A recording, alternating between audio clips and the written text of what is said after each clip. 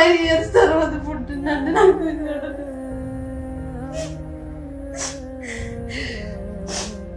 Liver ఉబ్బిపోయింది, liver మొత్తం లోపల. ఇప్పటికి కూడా పొట్ట మొత్తం ఉబ్బుగానే ఉంటుంది ఇటు సైడ్. అయ్యో,